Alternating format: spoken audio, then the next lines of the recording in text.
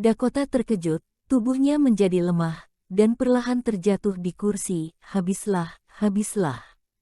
75 juta, sudah habis. Dan batu itu tidak bisa dijual dengan harga kurang dari 3 juta. Pada saat ini, dia sudah tidak memiliki semangat hidup. Tokia dengan cepat memegang tangan Dakota. Dakota, bergembiralah. Dakota menangis. Tokia, habislah aku. Jika keluargaku tahu aku akan membayar 75 juta, pasti mereka akan mengusirku dari rumah. Tokia buru-buru menghibur, itu tidak akan terjadi, Tokia. Judi batu juga termasuk perjudian, risikonya tinggi, kau hanya kurang beruntung saja, aku yakin mereka akan memahaminya. Dakota tidak bisa menahan air mata yang jatuh, tidak mungkin. Kau bukannya tidak mengerti kondisi keluargaku, Riku selalu berusaha ingin mengusirku keluar.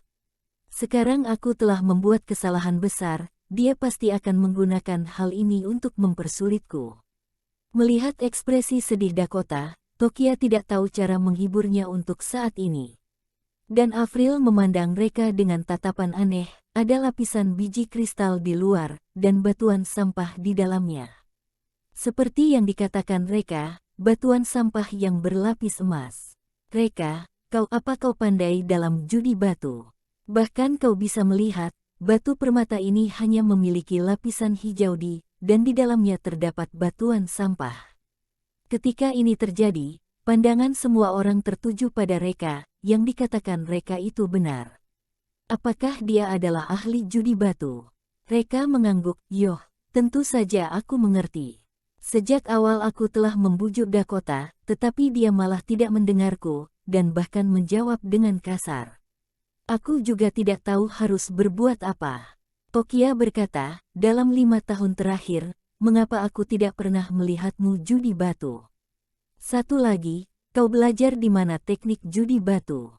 Reka, aku sudah pernah mengatakannya, aku membaca novel judi batu. Dakota berkata, membaca novel judi batu. Jika penulis novel itu benar-benar mahir judi batu, mungkin saja mereka telah sukses, untuk apa mereka harus bersusah payah menulis novel. Kurasa kau hanya bernasib baik. Semua orang tertawa. Yang dikatakan Dakota itu benar. Orang ini hanya bernasib baik.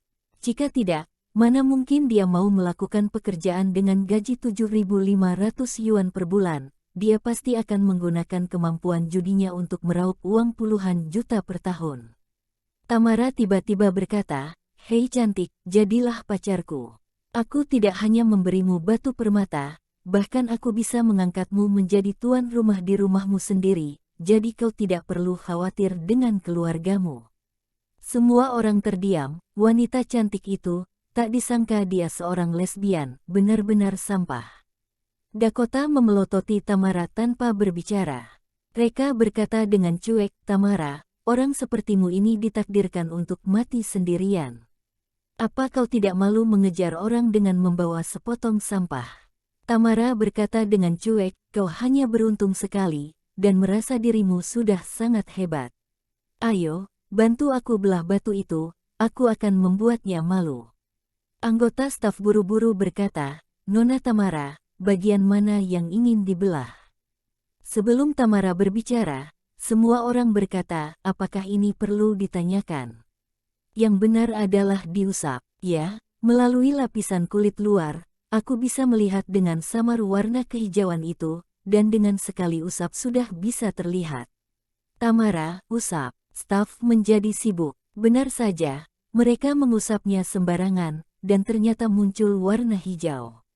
Bahkan mereka juga mengusap di sisi lain, dan warna hijau yang sama juga muncul, setelah melihat kualitas lapisan luar batu itu, ternyata adalah Imperial Green.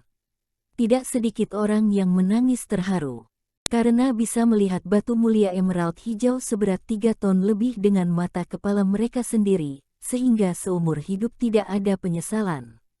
Selain merasa gembira, para penonton juga merasa iri. Mereka merasa iri karena Tamara bisa menghasilkan uang hingga ratusan miliar dengan mudah. Ada orang yang berteriak, Nona Tamara, aku akan membayar 600 miliar, jual batu mulia itu padaku. Sekarang sudah bisa dipastikan kalau batu itu adalah batu emerald hijau. Hanya 600 miliar. Terlalu rendah, saya akan bayar 700 miliar. Nona Tamara, aku bersedia membayar 600 miliar untuk separuh batu mulia tersebut. Tamara tidak menghiraukan para penonton, tapi dia malah samar-samar menatap Reka. Kamu yang bermarga Valkyrie, apa kamu sudah gila? Reka menggelengkan kepala, tersinggung. Harusnya yang tersinggung itu kamu.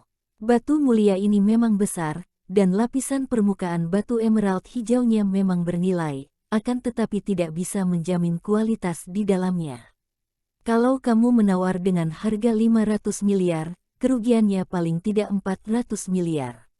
Para penonton tertawa. Haha, dipukul sampai mati pun orang ini tidak mau menerima nasihat dari orang lain. Kenyataannya sudah berada di depan mata akan tetapi kamu masih tidak mau mengaku kalah, dasar tidak tahu malu. Aku lihat orang ini sama sekali tidak mengerti cara bertaruh batu mulia, batu yang sebelumnya pasti dia dapatkan karena beruntung.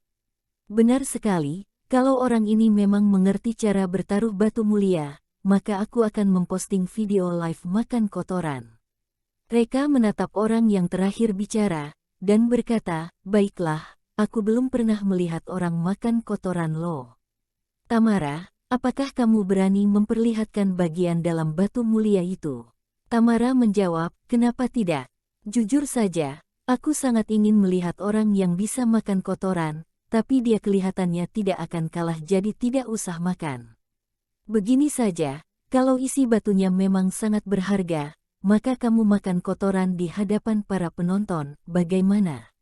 Tokia panik dan berkata, Reka, jangan diiyakan.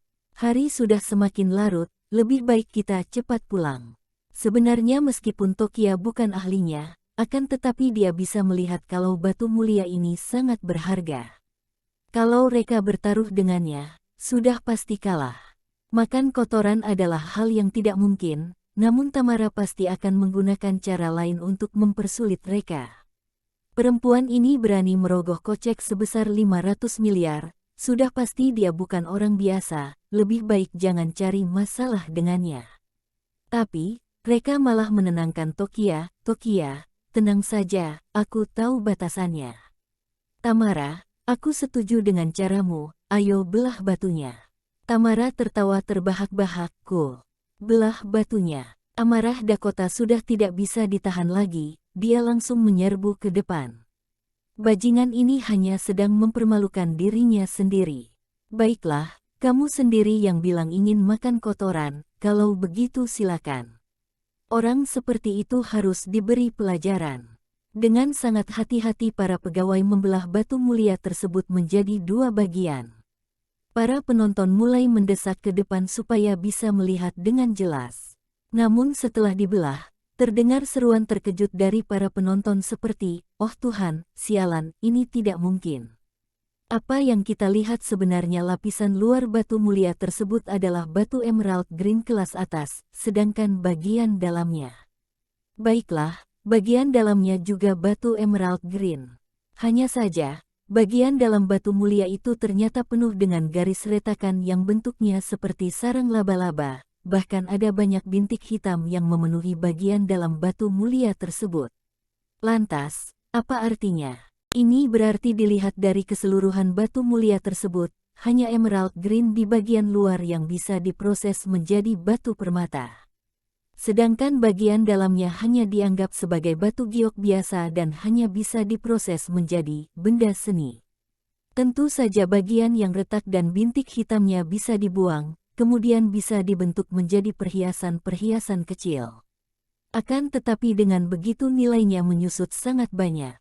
Batu mulia yang awalnya ditaksir seharga 600–800 miliar, bahkan mencapai 1 triliun, sekarang harganya hanya tinggal 20 miliar saja. Kali ini Tamara harus menderita kerugian sebanyak 400 miliar lebih. Tamara merasa sangat kecewa. Sama sekali tidak terpikirkan olehnya kalau batu mulia yang awalnya terlihat bagus, malah kejadian seperti ini. Diam-diam dia telah membayar kepada Provinsi Omada sebanyak 2 triliun, sehingga sisa uang di tangannya tinggal 500 miliar saja. Sekarang saja kalau dia membayar 500 miliar, maka berarti dia kehilangan segalanya. Dia bangkrut dalam sekejap. Dia tidak bisa menerima kenyataan ini dan terus menggelengkan kepala. Bohong, bohong, ini semua tidaklah benar, ini pasti hanyalah halusinasi saja. Bahkan orang lain saja tidak bisa menerima kenyataan ini dalam sekejap, apalagi dia. Di sampingnya, ekspresi wajah juru lelang menjadi pucat pasi. Sebelumnya dia telah mengagung-agungkan batu mulia tersebut, bahkan dia berkata kalau dia bisa menjualnya dengan harga 1 triliun. Kemudian dia juga membantah ucapan mereka yang mengatakan kalau batu itu adalah barang tidak berguna. Dan sekarang dia menyadari kekeliruannya. Reputasi rumah lelang royalti mungkin akan hancur. Orang yang tadi bertaruh akan makan kotoran, segera melarikan diri. Omong kosong, siapa yang bisa melakukan hal itu di hadapan semua penonton? Bagaimana mungkin mereka membiarkannya pergi begitu saja? Tangan kirinya melakukan gerakan menyentil, lalu sebatang jarum perak melesat dan tepat mengenai titik akupuntur kaki orang itu. Orang itu berteriak kesakitan, kemudian jatuh ke lantai sambil memegangi kakinya dan tidak bisa berdiri. Suara teriakan orang itu membuat para penonton terkejut. Dakota menghela napas dalam-dalam. "Reka, kamu benar-benar sangat beruntung, sudah 2 kali tebakanmu tepat." Namun, para penonton malah curiga dengan ucapan Dakota. Kalau tebakannya benar 1 kali maka masih masuk di akal, kali ini sampai 2 kali tebakannya benar, dan juga tebakannya tidak jauh berbeda dengan kenyataannya. Benarkah ini keberuntungan semata? Adakah orang yang bisa sangat beruntung seperti itu? Lagi pula, terkadang keberuntungan itu hanyalah sebagian dari kekuatan yang sebenarnya. Ada orang yang bertanya dengan suara pelan, "Tuan, novel judi apa yang kamu baca?" "Aku juga ingin belajar dari novel itu." Reka tidak menjawab, dia hanya menatap ke arah orang yang bertaruh makan kotoran dan berkata, "Kamu kalah, bukankah sekarang kamu harus makan kotoran? Adakah yang bisa membantunya menyediakan kotoran segar?" Wajah dan telinga orang itu memerah, lalu berkata dengan gagap, Maksudku adalah kamu harus tahu caranya bertaruh baru bisa makan kotoran. Kamu ini hanya murni keberuntungan semata maka bisa menebak dengan benar, bukan berarti benar-benar mengerti caranya bertaruh batu mulia." Reka menjawab, "Oh, jelaskan bagaimana caranya supaya aku bisa membuktikan diriku memang mengerti bertaruh batu mulia." Lawan bicaranya memikirkan strategi, lalu berkata, "Apakah kamu optimis dengan sebongkah batu buangan yang kamu beli? Kalau kamu bisa mendapatkan sebuah batu yang di dalamnya penuh dengan batu giok, maka kamu menang." Para penonton merasa marah dan merasa ini tidak adil untuk Reka. Permintaan orang itu sangat keterlaluan. Kalau bongkahan batu buangan itu dibelah dan di dalamnya ada batu giok sebesar telapak tangan saja maka sudah sangat beruntung. Sedangkan dia meminta supaya di dalamnya penuh dengan batu giok. Ini tidak mungkin. Namun orang-orang tidak menyangka kalau Reka malah dengan senang hati menyetujuinya. "Baiklah, tidak masalah. Tolong pindahkan bongkahan batu mulia tersebut ke sini, dan belah sekarang juga." Para penonton hanya bisa termangu, apakah orang ini sudah gila, bahkan dia sangat yakin bisa mendapat isi yang penuh dengan batu giok. Kalau memang batu itu dalamnya penuh dengan batu giok, kenapa malah dikategorikan sebagai bongkahan batu yang tidak berharga? Ini adalah lelucon terbesar di dunia. Pegawai lelang segera membawa 2 bongkah batu alam tersebut, lalu berkata, "Tuan Reka, bagaimana Anda ingin memotongnya?" Reka menjawab, "Jangan dipotong, digosok saja." Mulai gosok dari bekas potongannya. Digosok, tak salah lagi. Ide tersebut ditertawakan oleh para penonton. Bongkahan batu alam ini sudah dibelah saja tidak ada batu giok yang terlihat, apakah dengan digosok maka batu gioknya bisa muncul? Para pegawai lelang hanya bisa melongo, "Tuan Reka, kalau batu ini mau digosok maka bisa-bisa sampai pagi pun belum tentu kelihatan. Kami ini memberikan pelayanan secara cuma-cuma, permintaan Anda ini sudah keterlaluan." Reka berkata, "Tenang saja, aku akan membayar jasa sekalian sesuai tarif." Karena Reka telah berkata seperti itu, maka para pegawai pun tidak punya pilihan selain mengerjakannya. Para penonton merasa agak bosan. Kelihatannya kali ini mereka harus menunggu cukup lama. Bisa jadi malam ini harus menginap di sini, dan belum tentu bisa melihat batu gioknya. Ada orang yang sudah tidak tahan dan bersiap pergi. Tapi di saat ini para pekerja justru berteriak kaget, "Oh Tuhan, oh Tuhan. Ini tidak mungkin terjadi, sulit untuk dipercaya. Apakah aku salah lihat?"